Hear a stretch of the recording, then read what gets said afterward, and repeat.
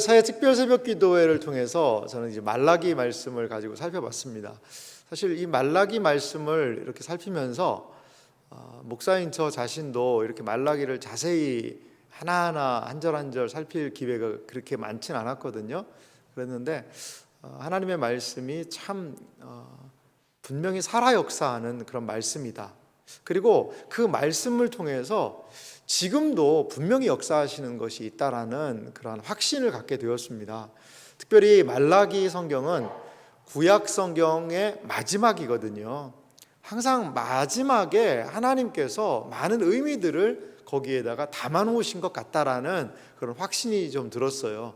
말라기가 마지막으로 저술되고 그 다음에 다시 하나님께서 말씀하시기까지 그 시간이 보통 한 400년의 공백기가 있었다라고 봅니다. 그러니까 하나님께서 말라기 선지자를 통하여 말씀하신 이후에 400년 동안 탁 침묵하신 거죠. 400년의 침묵기를 감당할 수 있는 말씀을 하나님은 이들에게 던져주신 거죠. 400년간 묵상할 수 있는, 물론 거기에는 모든 구약 성경이 다 포함이 되어 있지만 특별히 말라기는 마지막까지 붙들어야 되는 말씀으로 어떻게 이 어둠의 시대에, 이 불법의 시대에, 하나님보다 세상을 더욱더 따라가는 이 시대에 하나님의 말씀을 붙들고 때로는 하나님께서 말씀하지 않으시는 것과 같은 침묵의 시기를 어떻게 붙들고 의지하며 나아갈지를 주신 말씀이구나라는 생각을 하게 되었습니다. 저는 말라기 안에 가장 중요하게 생각하는 한 단어가 바로 오늘 우리가 읽었던 말씀도 있지만 경외함이라는 단어 같아요. 제가 좀 내용을 준비했는데 보시면은요, 말라기는요, 이 경외함의 회복, 이것이 말라기의 가장 중앙에 중심부에 놓여 있는 말씀입니다. 여러분, 경외함이라는 것은 무엇입니까? 경외함이라는 것은요, 우리의 삶의 가장 중요한 태도입니다. 여러분, 다른 사람과의 관계 속에서도 그 사람을 어떻게 보느냐에 따라서 태도가 달라지거든요. 얕잡아 본다라는 그 표현이 있잖아요. 이 사람을 좀 얕잡아 보면 그 사람에 대한 행동은요, 그 얕잡아 보는 만큼 행동이 드러나게 되어 있습니다. 무시하는 말, 그냥 말을 흘려듣기도 하고요. 하지만 한 사람에 대한 태도가요, 야, 이 사람 엄청난 사람이네, 내가 만날 수 없는 능력 있는 사람이네, 이 사람이 하는 이야기를 잘 들으면 내 삶에 엄청난 일이 있겠네라고 하면요, 행동과 말과 태도가 달라져요. 그 사람이 잠깐 한번 볼까요? 그러면요, 뭐 왜 나를 보자고 할까? 여러 가지 옷 매무새서부터 행동까지 그 말 한마디 한마디를 놓칠세라 수천 가지 준비해서 그렇게 만날 거예요. 그렇습니다. 태도가 중요합니다. 그래서 어떤 사람은 이런 얘기도 하죠. 이 태도가 고도를 결정한다. 참 멋있는 말이기도 해요. 태도. 그러니까 어떠한 태도를 가지냐에 따라서 그 삶의 고도가 결정이 된다. 경외함이라는 것은 신자가 하나님을 향하여, 하나님과 우리 인간 사이에 가져야 되는 가장 중요한 태도, 이것이 바로 경외함이라는 거죠. 그러면 말라기는 전체적으로 이 경외함을 어떻게 회복을 하고 있을까? 사실 말라기 안에는 한 6가지 정도의 이스라엘 백성들이 막 하는 질문들이 있어요. 근데 좀 6가지로 하려니까 조금 너무 좀 늘어지는 느낌이 있어서 제가 한 장별로 해서 한 4가지 정도로, 기도할 때 6가지를 해주셨는데 이제 4가지 정도로 제가 장별로 한번 정리를 이렇게 한번 좀 해보았습니다. 그러면 이렇게 하나님에 대해서 가져야 되는 가장 중요한 태도인 이 경외함이라는 거, 이거를 어떻게 그러면 회복하고 과연 무엇을 회복하라고 말라기가 우리에게 이야기를 하고 있는가? 여러분, 말라기 1장 내용을 옆에 한번 펴시고 같이 보면서 제가 한번 설명도 드릴 테니까요, 말라기 1장도 한번 펴시면서 보세요. 첫 번째는요, 기초의 회복을 이야기하고 있다는 거죠. 기초. 이 기초라는 것은 항상 가장 기본적인 거죠. 본질적인 그런 부분이 분명합니다.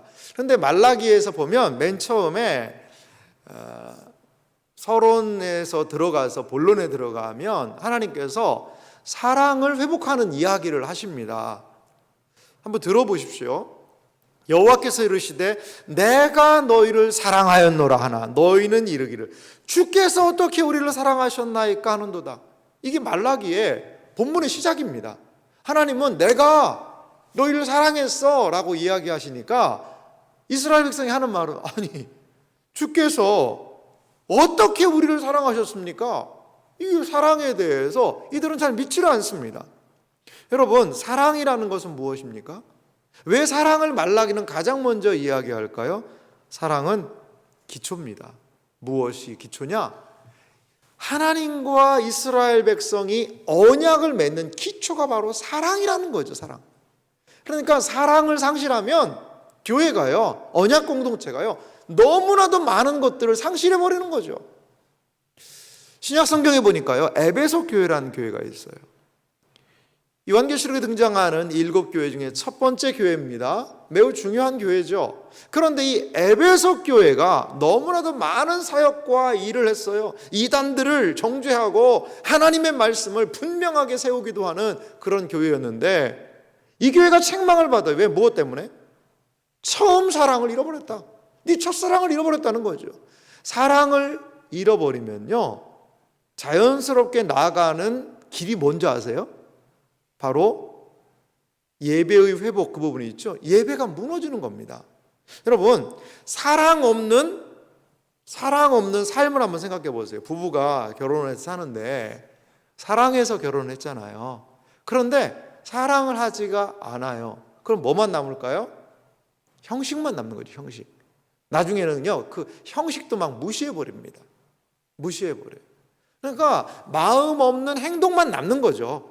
마음 없는 행동. 여러분, 똑같아요. 이스라엘 백성도. 이 사랑이 무너지자, 하나님에 대한 사랑이 무너지는 것이 그들의 예배, 이스라엘의 삶의 기초라고 할 수 있는, 이스라엘 백성이 이 세상에 존재하는 목적이라고 할 수 있는 가장 중요한 기본 본질적인 기초라고 할 수 있는 그 예배, 제사, 이게요, 같이 무너지는 거예요. 같이 무너지는 겁니다. 하나님에 대한 사랑을 상실하니까 뭐만 남습니까? 껍데기만 남는 겁니다. 껍데기만. 드려야 되니까 와요. 예배 안 드리면 한 주간 뭔가 찜찜하기도 할 것 같으니까, 그러니까 예배 안 드리는 거죠. 아니 예배를 드리긴 하지만 그냥 몸만 와서 드리는 거죠. 몸만 와서. 요즘에 여러분 이런 현상을 우리 너무 많이 볼 수 있지 않습니까? 우리의 예배는 너무나도 하나님에 대한 사랑의 표현이어야 하는데도 불구하고 그렇지 못할 때가 많아요. 그래서 말라기 1장 10절 말씀 보니까 이렇게 하나님께서 말씀하시죠. 이 말씀은 우리가 새벽에도 많이 살펴봤던 말씀 중에 하나인데요. 같이 한번 10절 말씀을 좀 읽어볼게요. 말라기 1장 10절 같이 읽습니다. 만군의 여호와가 이르노라 너희가 내 제단 위에 헛되이 불사르지 못하게 하기 위하여 너희 중에 성전 문을 닫을 자가 있었으면 좋겠도다. 내가 너희를 기뻐하지 아니하며 너희가 손으로 드리는 것을 받지도 아니하리라. 성전 문을 닫아 버렸으면 좋겠다. 그거 사랑도 없는, 마음에도 없는 제사 드리지 마라. 지금 하나님께서 이스라엘의 이 무너진 예배를 이야기하신다는 거예요. 제가 전체적으로 이제 말라기를 1장에서부터 쭉 읽으면서 경외함이 어떻게 회복돼야 될까를 한번 이 말라기가 말하는 것을 한번 따라가 봤어요. 그러니까 이 1장에서 두 가지가 보이더라고요. 두 가지가, 두 기초. 아하, 하나님에 대한 사랑을 상실했구나. 또한 사랑이 상실되니까 예배가 뭐만 남아요? 형식만 남게 되었구나. 사랑하는 성도 여러분, 하나님에 대한 사랑이 좀 회복돼야 되는 것 같아요. 목사님, 그럼 하나님에 대한 사랑은 어떻게 회복이 될까요? 한번 말라기를 따라가 봅시다. 경외함의 회복은요, 저는 사랑의 회복이라고도 보거든요. 하나님을 사랑하고 사실 하나님은 눈에 안 보입니다. 보이지도 않습니다. 그런데 우리가요, 마음을 기울여서 하나님을 사랑하면서 드리는 예배와요, 그냥 형식에 맞춰서 이 예배 안 드리면 한 주간에 세상 말로 좀 하겠습니다, 일진이 사나울 수 있으니까 그냥 한번 예배 드리는 그런 태도로 드리는 예배를 어떻게 좀 같을 수 있을까요? 좀 같을 수는 없다고 봐요. 놀러는 가야 돼요. 예배는 드려야 돼요. 그래서 요즘에 얼마나 좋은 길이 열렸습니까? 온라인 예배, 할렐루야. 그러면서 놀러 가면서 예배 드려요. 차 안에서 실시간으로 놀러 가면서 자, 예배 이렇게 켜놓고 가는 거죠. 그러면서 얘기도 하고 그냥 그 차 타고 운전해서 놀러 가는 그 상황에서 예배 드리면서 간다는 거죠. 예배 드렸지 않냐 이거죠. 헌금은 어떻게 하냐, 헌금은 계좌 이체로 하고. 그렇게 해서 어떻게 보면 이게 내가 그래도 이렇게 좀 지켰지 않습니까? 그 주일 성수했냐라고 할 때 온라인으로. 왜? 무엇 때문에? 좀 급한 상황 때문에. 그 급한 상황은 뭔데? 좀 가족들하고 좀 휴식이 필요해가지고 뭐 너무 저는 막 정죄하고 싶지는 않은데요. 근데 한번 그 마음을 좀 봤으면 좋겠어요. 우리 마음이 정말 이 프로세스, 말라기 선지자를 통해 책망 받는 이 과정을 우리도 가고 있는 건 아닐까라는 그러한 불길한 예감들. 사랑이 무너지면 예배가 형식도 무너지고 예배가 무너지게 되는 모습. 그래서 하나님에 대한 경외함은 무너진 기초를 회복하는 것을 통하여서 하나님에 대한 경외함이 회복될 수 있다라는 거죠. 사랑하는 성도 여러분, 하나님에 대한 사랑, 예수님도 끝까지 얘기하셨던 게 사랑이거든요. 새 계명을 주노니 너희가 서로 사랑해라. 이게 사랑이라는 것은 어떤 사랑일까요? 우리가 이웃을 사랑하는 것과 더불어 하나님 사랑하는 거거든요. 하나님 사랑하는 거거든요. 이 사랑의 그 이중 계명이 지켜져야 되죠. 하나님을 사랑한다는 것은 하나님을 경외한다는 것이고 하나님에 대하여 나의 마음을 좀 드린다는 것 아닐까요?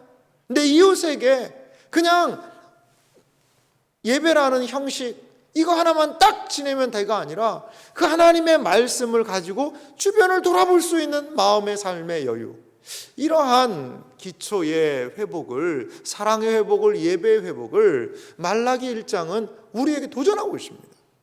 사랑하는 성도 여러분, 하나님에 대한 사랑이 내 안에 있는가? 예배를 통하여서 하나님에 대한 사랑을 경험하고 있는가? 주님에 대한 사랑의 고백이 있는가? 우리는 예배와 하나님에 대한 이 사랑의 부분을 함께 마음에서 깊이 생각해 볼 필요가 있는 것 같아요. 두 번째로 보여주고 있는 이 경외함을 회복하는 그러한 길이 있어요. 그것은 무엇이냐면 이 말씀과 연결이 분명히 좀 되는 것 같아요. 이 말씀의 회복이 반드시 좀 필요한 것 같아요. 자, 기초, 사랑과 하나님에 대한 예배, 이 형식과 내용이 같이 가야 되는 그런 부분이 분명히 있었다면 이제 말라기는요, 이러한 사랑을 왜 상실했을까? 예배가 왜 무너졌을까? 왜 형식만 남은 그러한 예배 생활이 그들에게 있었을까를 조금 더 구체적으로 2장을 통해서 보여주고 있습니다. 그것은 무엇이냐? 2장의 용어로 얘기하면 레위와 세운 언약을 지키지 않았다라는 거예요. 이게 좀 구체적으로 갑니다. 현상을 보여주고요. 그 현상의 핵심에 뭐가 있냐 이거죠. 그것은 레위와 세운 언약이라는 것을 지키지 않았다는 거예요. 말라기 2장 8절 말씀 한번 보실래요? 말라기 2장 8절 말씀을 제가 한번 읽어보겠습니다. 너희는 옳은 길에서 떠나 많은 사람을 율법에 거스르게 하는도다. 나 만군의 여호와가 이르노라 너희가 레위 언약을 깨트렸느니라. 너희가 9절도 있는데요. 9절은 같이 한번 읽어볼까요? 같이 읽읍시다. 너희가 내 길을 지키지 아니하고 율법을 행할 때에 사람에게 치우치게 하였으므로 나도 너희로 하여금 모든 백성 앞에서 멸시와 천대를 당하게 하였느니라 하시니라. 아멘. 여기 보면 레위의 언약을 깨트렸다라고 아예 분명하게 말씀하십니다. 이 레위의 언약, 이게 무슨 말인가? 쉽게 말하면 하나님께서 맺으신 이 레위인들에게 준 하나님을 제사하고 또 모세를 통하여서도 하나님의 율법이 오게 됐지 않습니까? 뭐 쉽게 말하면 율법이라고 해도 좋을 것 같아요. 하나님의 말씀이죠.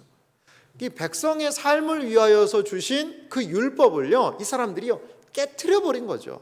깨트려 버렸어요. 하나님께서 주신 어떤 형식이라는 것이 저는 참 중요하다고 보거든요. 하나님께서 주신 이 예배와 삶의 규모라는 게 있어요. 그리스도인으로서 살아가야 되는 삶의 모습이 있어요. 이런 것들을요 명확하게 율법은 보여주는데 그런 것들을요 깨트려 버린 거죠. 이거 싫다는 거죠. 구속받기 싫다는 거죠. 왜 그렇게 해가지고 나를 힘들게 하냐 이거죠. 내가 꼭 그렇게 살아야 되냐 이거죠. 그래서 9절에도요 이 레위의 언약을 깨트린 것의 구체적인 모습을 너희가 내 길이라고 얘기해요. 길. 그러니까 레위의 언약은 무슨 언약일까요? 내가 살아야 될 길이에요. 길. 레위의 언약이라는 것은 단순하게 그냥 몇 마디 뭐 할아버지가 손자한테 몇 마디 훈계하던 그게 아니라요. 길입니다. 길. 레위의 언약은 뭐 할 길이죠? 갈 길이에요. 살아낼 길이에요. 감당할 길이라는 거죠. 그런데 그 길을 지키지 않았다.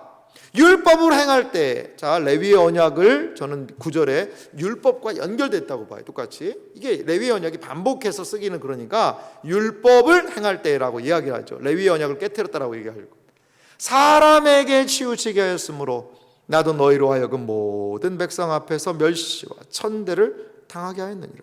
모든 백성 앞에서요 멸시받고 천대를 당할 수밖에 없는 이유는 무엇 때문에요? 율법을 행할 때 사람에게 치우쳤다. 다른 말로 8절은 레위의 언약을 깨트렸다. 하나님께서 우리를 살라고 주신 말씀이 있습니다. 하나님께서 우리를 하여금 이 세상을 감당하라고 하나님께서 보여주시는 길이 있다라는 거죠.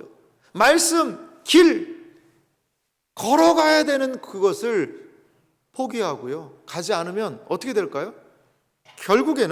결국에는 우리 신자는 길을 잃어버립니다.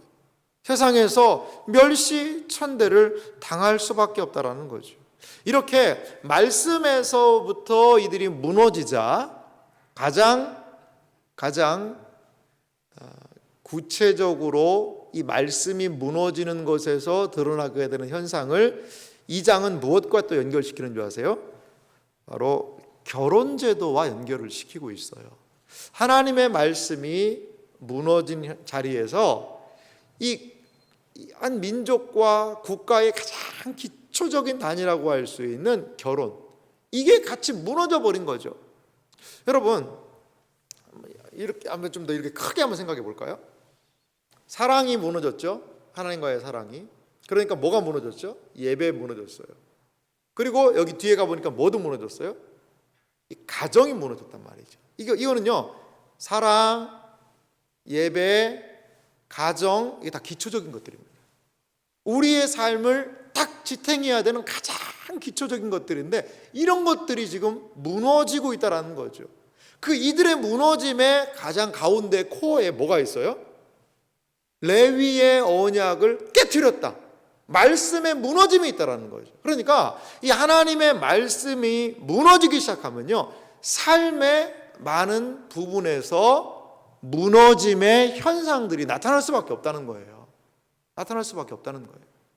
이 말라기가요 상당히 깊이 있게 이러한 부분들을 우리에게 일러주고 있습니다. 자, 결혼의 신실함, 어려서 맞이한 아내를요 막 버리고 자신의 성공과 출세를 위해서 막 그냥 행동을 해요. 이방 여인, 이방 신들의 딸과 결혼해요. 그리고 그냥 막 이혼을 막 함부로 합니다. 여러분 보십시오. 말씀이 무너지면요 삶이 함께 무너질 수밖에 없다라는 거죠. 말씀의 진리를 떠나 거짓으로 사람들이 인생을 세우려고 합니다. 그러나 거짓으로 인생을 세울 수는 없다라는 거예요.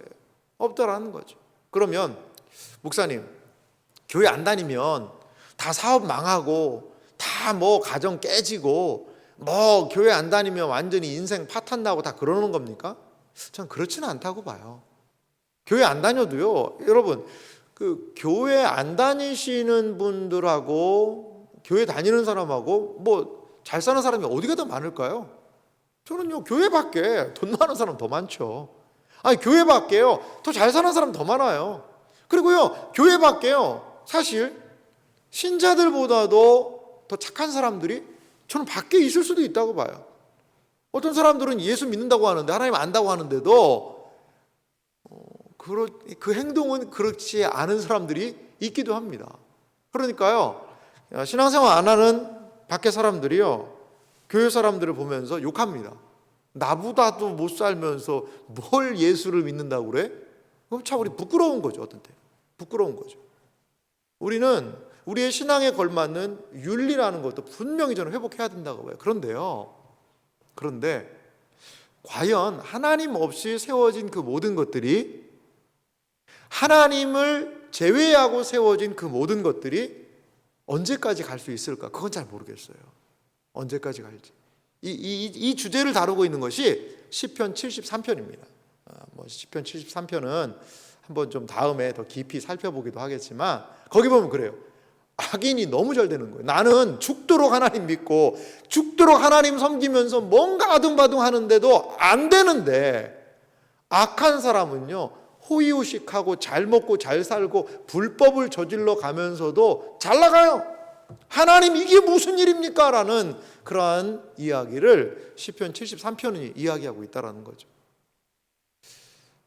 제가 이번 설 명절 기간에 좀 한 10년 만에 좀 이게 지인들을 한번 이렇게 좀 만났어요. 만나서 이야기를 나누는데, 분들은 뭐 신앙생활을 좀 열심히 하시는 분들도 계시고, 또 그 신앙생활이 좀 많이 무너진 분도 계시더라고요. 그러니까 한 10년 동안의 삶을 보니까 다들 자리를 또 이렇게 잘 이렇게 잡아서 자신들의 역할들을 하고 계시더라고요. 참 감사했습니다. 반갑게 이야기를 나눴는데, 근데 신앙생활을 하시는 분들도 신앙적인 고민이 있고, 그리고 신앙에서 좀 이렇게 멀어져 있는 그분도 이게 신앙에 대한 고민이 있으시더라고요. 제가 또 목사라고 저한테 막 여러 가지를 엄청 물어보더라고요. 이거 어떻게 해야 되냐?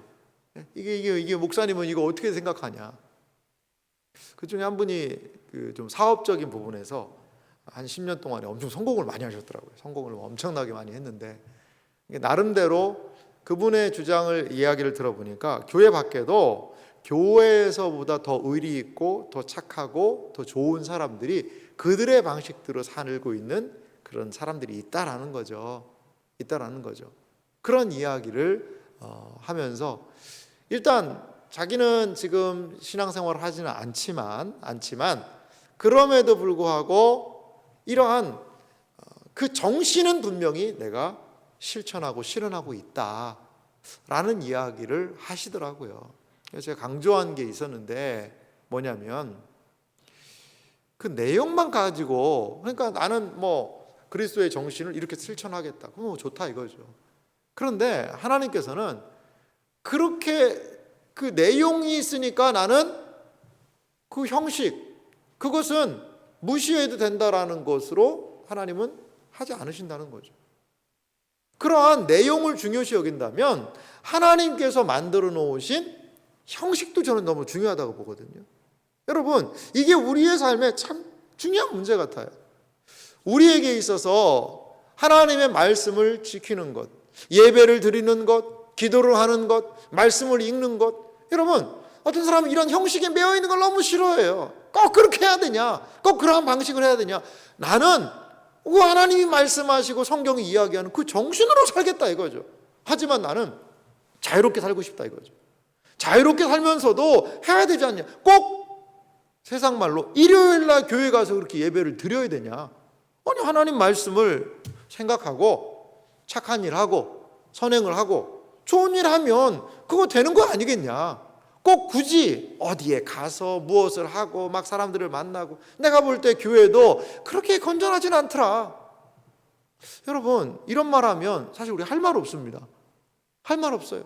내가 이 교회 다니는 사람 아는데 다 보면 문제가 많고, 말은 잘하는데 행동 안 하고 여러 가지 부분에서 그렇더라. 그러니까 나는 교회 다니는 것은 포기하고 그냥 그 정신으로 나 혼자 살겠다. 이분은 내용에 대한 이해가 있어서 그 기독교 신앙의 내용을 아는 거죠. 그런데요, 성경이 이야기하고 있는 것은 뭐냐? 레위와 세운 언약을 지키라는 거예요. 그 길로 걸어가라는 거예요. 그 형식 자체도 중요하다라는 거죠.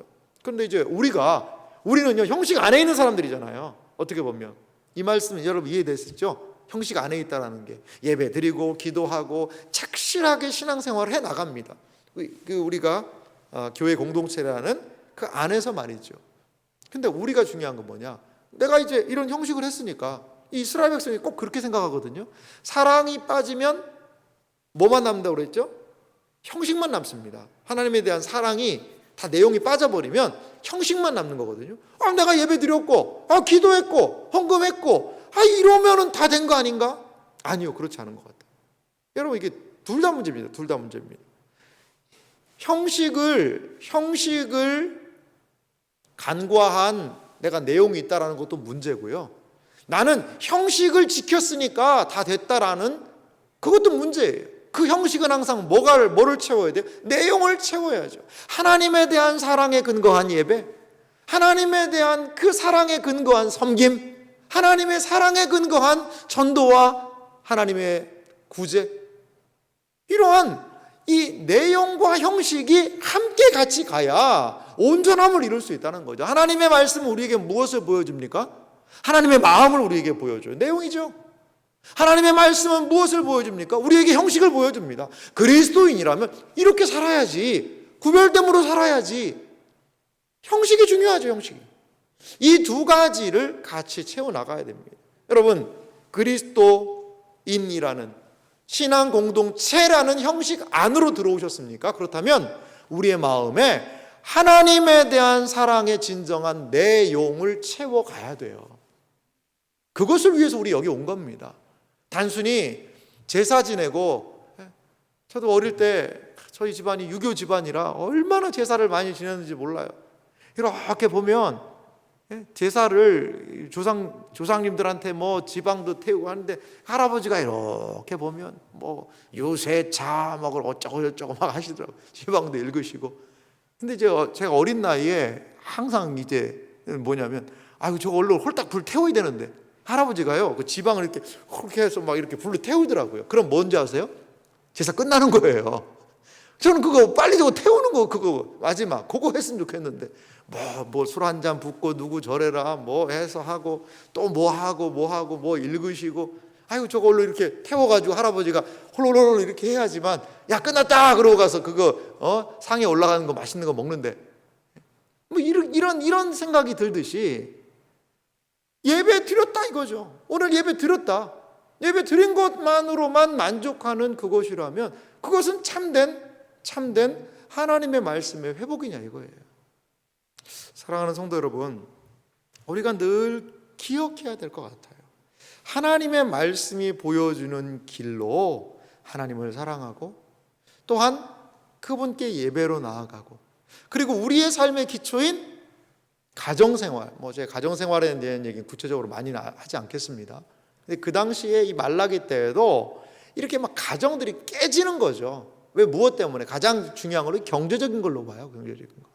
요즘에도 그렇잖아요. 이 가정을 이 경제적인 문제로요 깨지고 힘들어지고, 어떤 분들은요 이 경제적인 이유 때문에 서류상으로도 헤어지시는 분들도 계시기도 하고, 여러 가지 부분에서 여러분, 이러한 그 당시의 모습이 고스란히 말라기에 기록이 되어 있고, 이것은요 우리에게도 시사하는 바가 너무나도 크다라는 거죠. 사랑하는 성도 여러분, 어디로 가야 됩니까? 저하고 이 얘기 나눴던 분이 그 얘기 하더라고요. 이제 경제적인 것들도 어느 정도는 좀 많이 이루어졌고 잘 되고, 근데 어떻게 살아야 되는 건지가 좀 모호할 때가 있다는 거죠.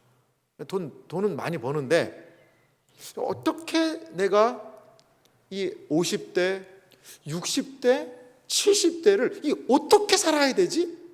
그게 잘 모르겠다라는 거예요. 그게 다른 건 잘 되고 있는데. 사랑하는 성도 여러분, 하나님께서 분명히 우리에게 말씀하시는 길이 있어요. 길이 있어요. 그 길을 따라가다 보면 그 길 안에 우리가 무엇을 행해야 되고 어떻게 살아야 할 바가 명확하게 그 길 안에 놓여 있다는 것을 여러분 믿으시기 바랍니다. 하나님을 사랑하는 길이 있어요. 이웃을 사랑하는 길이 있어요. 예배를 어떻게 드려야 되는 길이 있어요.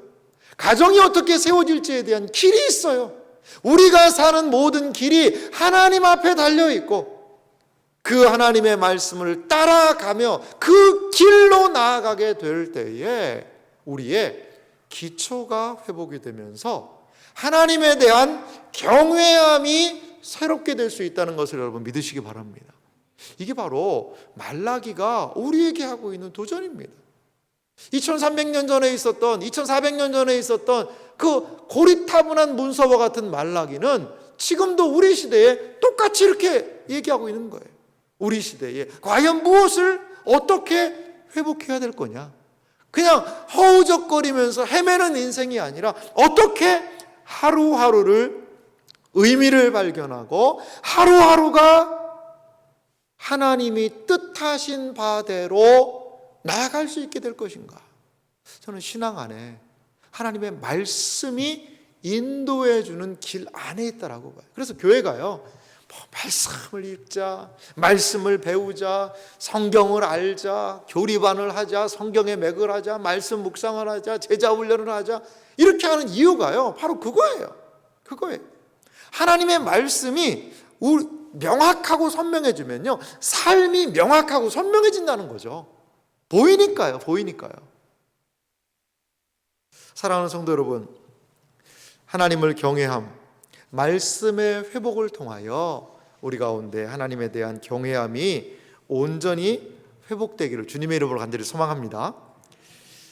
이것이 말라기 2장 전체적인 내용이었다면요, 이제 3장을 중심으로 나타나고 있는 가장 중요한 것은 저는 정의의 회복이라는 관점입니다. 여러분, 정의의 회복이라는 것은 무슨 말일까요? 정의하면 좀 우리가 어감 자체가 그렇게 쉽게 나는 정의롭게 정의의 사도가 되어야 해 하듯이 어감이 막 그냥 확 마음에 다가가진 않죠. 정의라고 그러면 사법당국, 법원, 경찰서, 정의구현, 이런 파출소, 경찰, 이런 이미지만 생각이 들죠. 그래서 정의는 나랑은 좀 무관하지 않냐라고 생각할 때가 있습니다. 그런데요, 말라기 2장 17절, 저기 구절이 좀 잘못됐네요. 2장 17절에서 3장 6절인데 말라기 2장 17절에 보면 이렇게 이 정의의 회복의 부분을 3장으로 좀 펼쳐내고 있어요. 2장 17절을 말씀을 좀 제가 읽겠습니다. 너희가 말로 여호와를 괴롭게 하고도 이르기를 우리가 어떻게 여호와를 괴롭혀 드렸나이까 하는도다. 이는 너희가 말하기를 모든 악을 행하는 자는 여호와의 눈에 좋게 보이며 그에게 기쁨이 된다 하며 또 말하기를 정의의 하나님이 어디 계시냐 함이니라. 두 가지 얘기하죠. 우리가 어떻게 여호와를 괴롭혀 드렸느냐, 또한 정의의 하나님이 어디 계시느냐라는 이들의 말. 그러니까 정의의 하나님이 어디 계시냐, 쉽게 말하면 하나님 다 죽었어. 아니, 하나님이 계시면 우리가 이렇게 될 수가 있겠어? 정의? 아이고, 정의 좋아하시네. 양심? 아이고, 개가 물어갔네. 약간 이런 분위기예요. 이런 분위기를 느끼실 수 있어야 돼요. 그러니까 뭔가 안 되고 뭔가 막혀있는 모습을 보면서 이게 하나님 살아계신 거 맞아? 하나님의 정의에 대한 의심, 하나님이 안 계시다고 생각하자 자기들이 마음대로 할 수가 있다는 거죠. 그러자 하나님께서요, 이 정의라는 주제에 대하여서 펼치시는 방식이 있어요. 첫 번째 뭐냐? 하나님의 정의를 시행할 언약의 사자를 보내겠다는 거죠. 니들이 무시하는 나의 정의, 그 세울 자를 내가 보낸다. 언약의 사자를 내가 보낼 거다. 예수 그리스도께서 오셔서 하신 일이 무엇입니까? 바로 하나님의 정의를 세우시는 거였어요. 죄를, 정죄를 해서 죄 있다라고 이야기하고 하나님의 심판에 대해서 이야기하시고 이것은 잘못된 길이요, 이것이 옳은 길이요를 명확하게 하셨다는 거죠. 새벽에 우리가 마태복음 말씀을 보고 있습니다. 산상설교로 갈 텐데요, 명확합니다. 모호하지 않습니다. 모호하지 않아요. 그런데 우리가 살아가는 삶을 보세요. 이것이 옳은 길인지 저것이 옳은 길인지, 이걸 선택해야 되는지 저걸 선택해야 되는지, 어떤 데 보면요 삶이요 모호합니다. 선명하지가 않아요. 물론 어떤 선택의 결정에서 이걸 선택하면 죄가 되고 이걸 선택하면 뭐 죄가 아니다, 그렇게 저는 이야기하려고 하고 싶진 않아요. 이 어떤 결정을 해야 되는데 이 회사를 가는 건 죄고 이 회사를 가는 것은 하나님 보시기에 하나님 뜻이다, 저는 그렇게 생각하지는 않습니다. 여러 가지 상황을 봐야죠. 그리고 내가 할 수 있는 역할을 보고 내가 더 만족할 수 있는 것도 또 보고, 그리고 이것을 통해서 하나님이 어떤 걸 통해서 또 영광 받으실까 저는 선택할 수 있다고 봐요. 여러분, 그런 부분이 아니고 우리의 삶에 명확한 선악에 대한 기준이 무너지게 되면 삶을 선택하는 기준도 다 무너지게 되어 있는 거죠. 여러분, 하와의 모습을 좀 보실래요? 하나님에 대한 명확한 인식이 무너지니까요, 어떻게 됐어요? 뱀의 말이에요, 그냥 홀딱 넘어갑니다. 그리고서는 범죄하지 않습니까? 여러분, 우리의 마음속에 정의를 시행하는 언약의 사자 예수 그리스도께서 분명히 하신 그 말씀, 우리 가운데 선명한 기준이 있어야 돼요. 하나님의 나라와 의를 위하여 먼저 그 나라와 그의 의를 구하라. 그리하면 이 모든 것을 너희에게 더하시리라. 이 말씀은 진리입니다. 정의가 회복되는 길이 있다라는 거죠. 예수님께서 우리에게 주신 말씀들 흐리지 않습니다. 모호하지 않습니다. 선명합니다. 새벽 기도에 통해서 주시는 마태복음에 있는 말씀을 한번 좀 잘 따라가 보시기 바라요. 그리고 우리에게 선명하게 말씀하시는 그 하나님, 그것을 우리가 생각해야 된다는 거죠. 하나님께서는요, 정의가 무너져 버린 세상에 하나님의 의를 시행할 사자, 하나님의 명확한 말씀의 기준을 세워줄, 정의가 다 무너졌다라고 하는 그들에게 이것이 하나님의 정의고 이것이 하나님의 뜻이라고 명확하게 할 자를 보내시겠다라는 거죠. 또 하나 보면요, 이 말라기 3장에서 이야기하고 있는 내용은요, 하나님의 정의를 신뢰하는 방식이 있다라는 거죠. 하나님의 정의, 하나님의 뜻, 하나님의 행하심을 신뢰하는 방식이 있으니 말라기서는 그것이 바로 11조와 봉헌물이라는 거예요. 자, 하나님께서요, 이 11조와 봉헌물을 통하여 이방인들이 너희를 복되다라고 하겠다라고 이야기를 하셨어요. 복되게 하시는 하나님의 방식이 있다라는 거죠. 하나님의 방식이 있어요. 우리가 하나님의 자녀이고 백성이라면 하나님의 방식을 따라가야 되죠. 여기에서 11조와 봉헌물로 나를 좀 시험해봐라 라고 이야기하는 거죠. 하나님의 방식이, 하나님의 정의가, 하나님의 뜻이 맞다라는 것을 네가 인정하고 그 길로 가라는 거죠. 그 길로. 사랑하는 성도 여러분, 하나님의 말씀은 믿습니다, 아멘. 그런데 믿습니다, 아멘이 구체적으로 드러나야 되는 것은요, 내 삶의 자리예요. 나의 경제활동이고요, 나의 언어 생활이고요, 나의 이 모든 사업, 직장, 가정, 여기에서 하나님에 대한 믿음, 하나님의 말씀이 옳습니다, 맞습니다가 여기에서 실천돼서요, 이게 갈 수 있는 이 에너지원이 돼야 되거든요. 근데 이게 단절이 많이 됩니다. 단절이. 정의 하나님에 대한 인식은 있는데 내 삶에서요, 이게 단절이 많이 돼요. 단절이. 그래서요, 훈련이 좀 필요한 것 같아요. 훈련이. 이 제자 훈련이라는 것, 참 우리 권사님들, 장로님들 제자 훈련을 한 1년간 열심히 하셨는데, 이 훈련이라는 것은요, 그 아는 것들을 삶에서 어떻게 끌어당겨서 실천하는 거거든요. 그게 훈련이거든요. 군대 얘기해서 죄송합니다만, 이제 제가 군대에서 조교를 좀 했습니다. 조교. 근데요, 머리로는 알아요. 그걸 어떻게 하는지, 자세가 어떻게 하는지 알아요. 근데 몸이 안 가는 거예요, 몸이. 그러니까 뭘 하죠? 계속해서 반복 또 숙달하는 겁니다, 숙달. 이게 훈련이에요, 이게. 그러니까 알아요. 하나님 말씀 알아요. 그런 거 알아요. 근데 내 삶에서 이게 실행이 이게 잘 안 되는데, 아는 거하고 이게 실행이 이게 언밸런스가 되는 거죠, 언밸런스. 하나님의 정의가 회복되는 것, 그것은 무엇에 있습니까? 이 아는 것부터 세워져야 되겠죠. 그런데 이것이요, 가야죠. 아하, 11조는 하나님의 주권을, 하나님을 나의 경제활동에 초대하는 방식이구나 라고 한다면 손이 덜덜덜 떨려도 한번 믿어보는 거죠. 가야죠. 그 다음에 보면 정의의 하나님을 인식하는 우리 언어생활, 가장 많이 하는 것 아니겠어요? 여기에 참 두 가지 의미가 있다고 봐요. 우리가 중요시 여기는 돈 문제, 물질. 우리가 얼마나 물질에 민감한 사람들입니까? 그리고 또 하나, 우리가 가장 많이 하는 언어생활. 이것 안에 하나님의 정의는 어떻게 실현될 수 있겠는가? 우리의 물질 생활 가운데, 우리의 언어 생활 가운데 하나님의 언약의 사자의 명확한 그 지침이 얼마나 실현될 수 있을 것인가?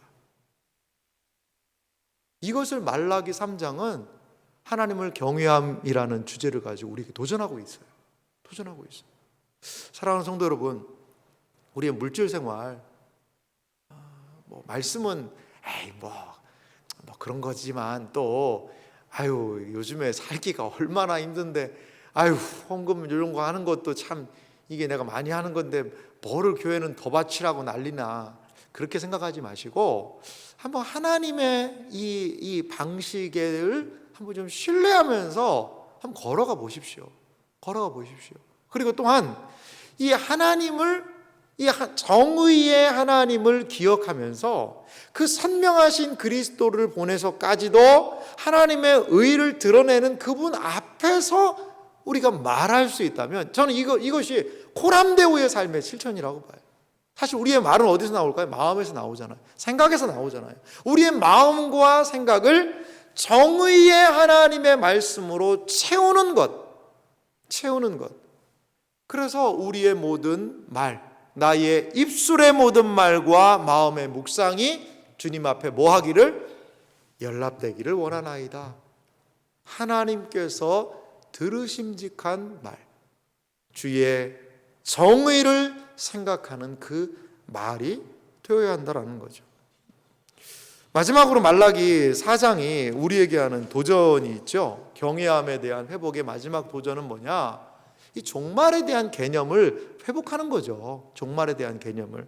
이 말라기 4장이 우리에게 명확하게 이렇게 이야기를 합니다. 4장 1절 말씀 한번 보실래요? 말라기 4장 1절을 제가 읽어보겠습니다. 만군의 여호와가 이르노라, 보라, 용광로 불 같은 날이 이르리니 교만한 자와 악을 행하는 자는 다 지푸라기 같을 것이라. 그 이르는 날에 그들을 살라 그 뿌리와 가지를 남기지 아니할 것이로되. 여기 보면요, 용광로 불 같은 날, 그리고 교만한 자와 악을 행하는 자가 지푸라기 같이 그 이르는, 살라지는, 불살라지는 그런 날, 이러한 날이 있다라는 거죠. 이것을 구약에서는 여호와의 날이라고 이야기하는데 마지막이 있다는 거예요. 마지막이. 지금 왜 하나님을 경외하는 것과 마지막을 견주어서 이야기를 할까요? 저는요, 이 종말에 대한 인식이 하나님에 대해서 함부로 행동하지 않게 한다고 봐요. 우리의 모든 날을 결산할 날이 있다라는 거죠. 악에 대해서는 악하다, 그건 잘못이야, 잘못된 행동했네, 잘못했네 라고 책망받고 꾸지람받고 그것의 죄의 대가를 치루어서 멸망으로 갈 사람은 가게 되는 그 날, 그거 행동 잘했네, 아이고 참 그 행동은 복되네, 너무 잘한 행동이네 라고 칭찬받고 인정받을 그 날, 사람들은 몰라줄 수 있죠. 사람들은. 그리고 뭐 누가 봐? 누가 알아주기나 해? 라고 이야기하면서 자기 길로 가는 그런 사람들이 있죠. 그때도 누구를 기억하자는 거죠? 이게 내 길로 가서는 지금은 잘 되는 것 같고 형통하는 것 같고 하지만 이거는 아니다라는 그것을 할 날이 있다라는 것을 생각하면요, 거기서 어떻게 해요? 돌이켜야 되겠죠. 돌이켜야 되겠죠. 많은 사람들이 눈에 보이는 것들만을 위해서 맹렬하게 달려가고 있지 않습니까? 눈에 보이는 쾌락, 즐거움, 만족을 위해서 막 달려가고 있어요. 근데 그게 끝이 아니라는 거죠. 그것이 평가할 날이 있다라는 거죠. 그게 참 무서운 것 아니겠습니까? 여러분, 보이지 않게 막 카드를요, 막 벅벅벅 긁는 거죠. 할부도 하고 월부도 하고 일시금으로도 하고 막 그냥 카드. 왜? 지금 당장 나한테 뭐 하는 사람도 없고 카드는 잘 긁어지니까요. 그런데 나중에 이제 뭐가 올라오죠? 청구서가 올라옵니다. 청구서. 그러면서 헐 하죠. 헐. 그러면서 월급 받으면 월급을 고스란히 카드사에다 이게 바쳐야 되는. 월급 통장은 뭐냐? 돈이 빠져나가는 통로밖에 안 되는 이러한 상황이 놓일 수밖에 없는, 그거 똑같다는 말이죠. 우리의 모든 삶에 여호와의 날, 하나님이 정하시고 결산할 날이 있다는 것을 기억하면서 하나님 앞에서 좀 이 경외함을 회복해야 된다는 거죠. 그리고 종말의 때에 감당할 모세와 엘리야의 사명에 대해서 4장 4절과 6절이 분명히 이야기를 합니다. 이 마지막 때에 두 사명을 감당해야 되는데 이 모세가 감당했던 사역, 엘리야가 감당했던 그 사역을 이제 마지막에 분명히 감당하게 한다라는 거죠. 자, 말라기 4장 4절은 제가 읽어볼게요. 너희는 내가 호렙에서 온 이스라엘을 위하여 내 종 모세에게 명령한 법, 곧 율례와 법들을 기억하라. 5절은 같이 읽어볼까요? 같이 읽습니다. 보라, 여호와의 크고 두려운 날이 이르기 전에 내가 선지자 엘리야를 너희에게 보내리니. 자, 종말의 때를 준비하는 모세가 하나님의 이 땅에 오는 말씀을 준비했고, 선지 엘리야가 보내겠다라고 하신 그것. 선지 엘리야는 사실 누구죠? 신약의 세례 요한입니다. 세례 요한. 세례 요한이 오실 자를 준비하고 모세가 하나님의 말씀이 이 땅에 오는 것을 준비하듯이 선지 엘리야, 특히 세례 요한이 예수 그리스도의 초림을 준비하듯이 지금 예수님의 재림을 준비하는 우리들도 이 시대에서 감당해야 되는 사명이 있다는 거죠. 마지막 때를 인식하고 하나님을 경외하는 자들은 모세와 같이 또 엘리야와 같이 몸된 교회를 위하여서 재림을 준비하는 자로서의 사명을 감당해야 된다는 겁니다. 그래서 제가 지난번에 보여드렸던 표를 조금 더 보완을 했습니다. 보완. 자, 마지막 장 보여주시면요, 저는 이게 우리 교회가 지금 현재 감당할 사명이라고 생각하는데요, 경외함을 회복하는 교회의 사명은 뭘까? 하나님의 때를 준비하며 우리 사역해야 되는 부분이 분명히 있습니다. 하나님의 때를. 그리고 하나님의 모든 뜻이 실현되는 부분이 있어요. 이게 준비가 있고요, 이쪽 한 파트는 준비고요, 한쪽은요 실현이에요. 자, 누가 준비했죠? 모세가 하나님의 말씀을 이 땅에 오게 하는 그 사역을 준비했어요. 그러자 어떤 현상이 일어났죠? 율법과 계명이 이 땅에 오게 됐잖아요. 또 하나, 선지 엘리야가 한 사명은 뭡니까? 이게 세례 요한을 얘기하는데요, 신약에 보니까 예수님은 선지 엘리야가 세례 요한이라고 예수님이 말씀하시고 계시더라고요. 근데 세례 요한의 사역, 선지 엘리야의 사역은 회개, 말씀으로 돌이켜라, 이걸 세례 요한이 이야기를 했어요. 결국에 이 세례 요한의 사역과 더불어서 예수님이 오셨잖아요. 예수님이 오셨어요. 자, 그러면 위 두 줄은 모세와 선지 엘리야는 구약과 신약의 모습이라면 마지막 한 줄은요, 우리의 모습이에요. 우리의 모습, 교회의 모습입니다. 모세와 엘리야와 같은 그 사역을 감당하는 것이 바로 이 신약의 교회라는 거죠. 신약의 교회는요, 준비자가 되어야 돼요. 무엇을? 증거를 통하여서 하나님의 말씀을 선포하는 거죠. 누구를 경외하고 누구를 믿어야 되는지를 신약교회가 선포해야 되는 겁니다.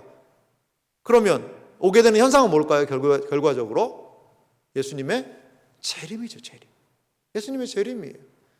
예수 그리스도의 초림을 준비했던 세례 요한처럼, 율법과 계명을 준비했던 모세처럼 신약을 살아가는 우리는 하나님을 경외함으로 그리스도의 재림을 신약의 교회는 모세와 같이, 엘리야와 같이, 요한계시록 11장에 등장하는 두 증인과 같이 이 시대에 증거하고 준비하는 사역이 우리 일이라는 거죠.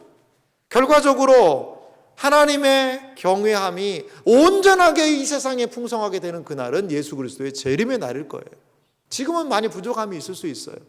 우리는 그날을 바라보면서 신약의 교회가 하나님의 경외함을 회복해야 되는 그 사명을 감당해야 한다라고 말라기가 우리에게 말하고 있습니다.